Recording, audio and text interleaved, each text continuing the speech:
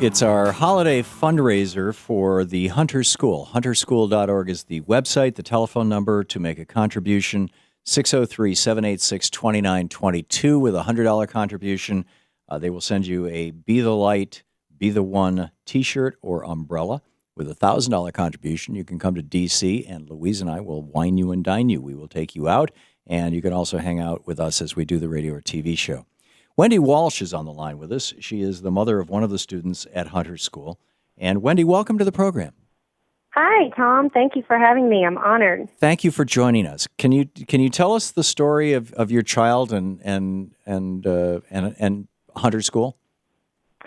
Sure. It's my favorite thing to talk about.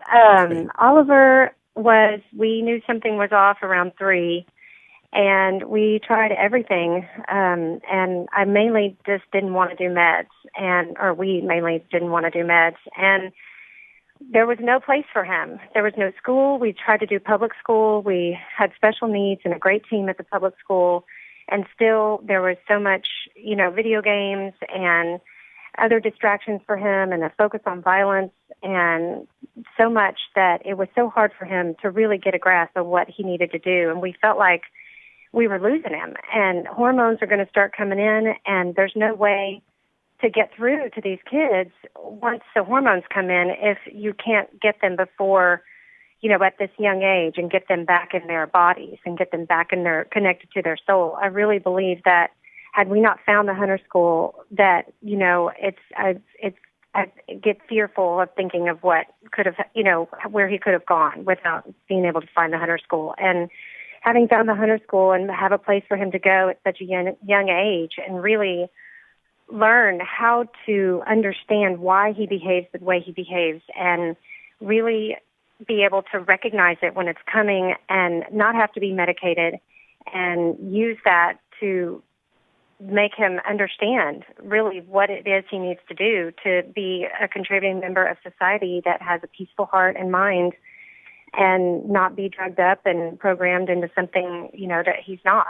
So, and when he was in the public school, he just kept getting in trouble, and I think all these boys in particular and girls too, but they just keep getting in trouble. And if they're constantly getting in trouble, it just beats their little soul down. And then you can teach them to do the right thing, but then, they're still not doing it. They don't know why they need to do the right thing. And that's what the Hunter School is teaching them to do. And they're teaching them why.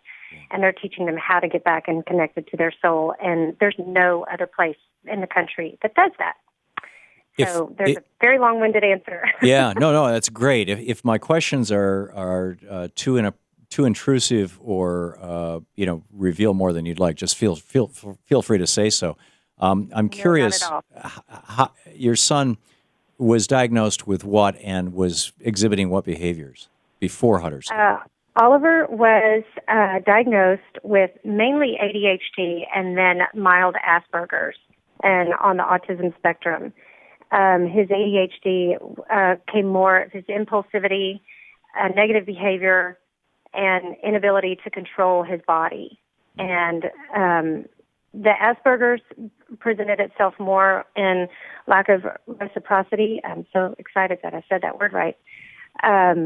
Reciprocity and total, focus, frontal lobe focus on video games to the point where he was clinically addicted to video games and could not think about or talk about anything other than that. And we would catch him in the middle of the night at 4:00 in the morning trying to get to one of our contraptions, whether it be an iPad or sneak Xbox or stuff. And we had these things, but he was very limited to how much he could play. Right.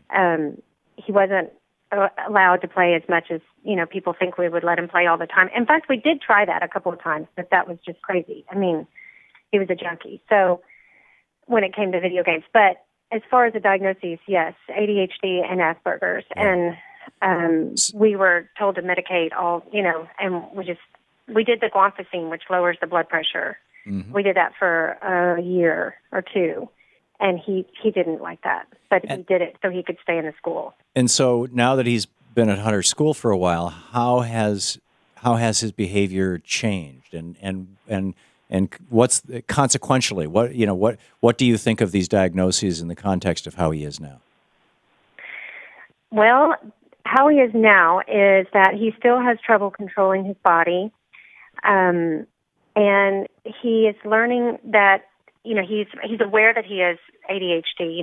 So he's aware of his diagnosis, which we were trying not to do that, but anyway, it helps him. And now he knows that, and he knows that he needs extra help, and he is able to recognize when different energies and feelings come his way, and he's able to label them, speak about them, and do tools that the Hunter School has taught him to help him calm himself down or take care of whatever matter it is that's come to him to cause him to want to react. It's not perfect, but it is. I feel like I've got my son back. I should say we, my husband and my daughter, we really feel like he's come home, like he's back in his body. When you look at him and you look in his eyes, he's back in his body. He wasn't there before, and now he is. And we can communicate with him, and he talks about other things, and he asks us about us, and the Hunter School has taught him, they've just been able to get through to him, So, and now he's back and he's coming home in a month. Oh, that's wonderful. That is wonderful. Wendy, thank you so much for sharing your story and your son's story with us today and Hunter School's story. Is there anything you'd like to add? Oh, that we are in the works and very, very early stages of starting a Hunter School in Austin, Texas. Because really? I feel so strong. Yes. Oh, that's so cool. I think my husband emailed you a while back. Uh-huh. I've been talking with Lori and Judy and some people here in Austin, and it's extremely, extremely early.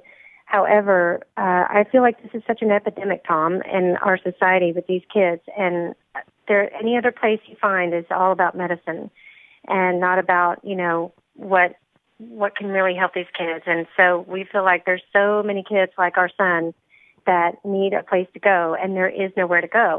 We're in Austin, Texas, so we'd go all the way out there, and so we really feel that this is what we need to do. So we're in the very early stages, so... Well, that's wonderful. Anything we can do to help as it goes along, if you need publicity, if you want people to know what you're doing, let us know. We'll put you back on the air. Yes, sir. Absolutely. Thank you so much. Okay. Thank you, Wendy. It's an honor talking with you, and it's a tough job being the parent of a special needs kid, and you are really you are really to be commended. And please give our very, very best regards to your husband and daughter, and to your son. Well, thank you so much. You as well. I look forward to meeting you one day, and I am just very honored to be here. It's my passion. So thank you, Wendy. Thank you. I'm sure we'll be talking again soon. Thank you very much. And once again, and thank you, Wendy. Once again, if you would like to contribute to the Hunter School, if you'd like to help them do the work that Wendy was just telling you saved her son, if you would like to help save other children who are facing these kind of challenges, call 603-786-2922, 603-786-2922, or go to hunterschool.org.